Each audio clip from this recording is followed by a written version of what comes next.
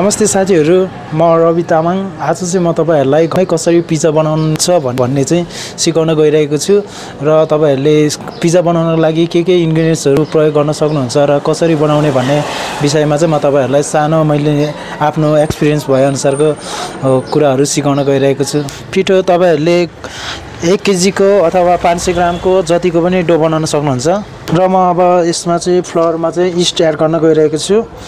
Yeast तपाईले 1 packet पनि किन्न सक्नुहुन्छ घरमा बनाउनको लागि।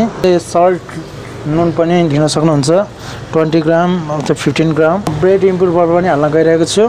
ब्रेड इम्प्रुभर नहुँदा नि तपाईलाई केही फरक त पर्दैन, भए राम्रो। म 15 ग्राम ग्लुटेन पनि लिन गइरहेको छु। ग्लुटेन यो चाहिँ हामीले यीस्ट र हल्का मनतातो पानी लिएर चाहिँ यसलाई एक्टिभ गर्नको लागि चाहिँ चाँडो एक्टिभ होस् भन्नको लागि चाहिँ यसरी यीस्टलाई फुलाउँदै छु र हामी टेस्ट अनुसारको सुगर चिनी लिन गइरहेको छु र मैले चाहिँ 1 केजी बराबर चाहिँ 90 ग्राम सुगर चाहिँ हाल्ने गरेको छु।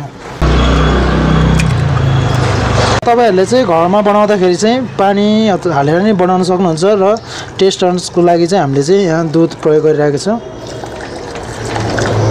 मैले चाहिँ यहाँ सेपरेट एक सुगर र मिल्क चाहिँ सेपरेट घोलिरहेको छु किनभने डोमा हालेर फेरि सुगर चाहिँ राम्रोसँग मिक्स नहुनुको कारणले डो फुट्ने सम्भावना हुन्छ। त्यसैले मैले चाहिँ एक सुगर र मिल्क चाहिँ वेल मिक्स गरिरहेको छु र यो पिठोहरुमा चाहिँ सबै मिक्स गरेपछि पानी बिस्तारै हाल्दै पिठो मुस्न गइरहेको छु र म डो चेक गर्न गइरहेको छु।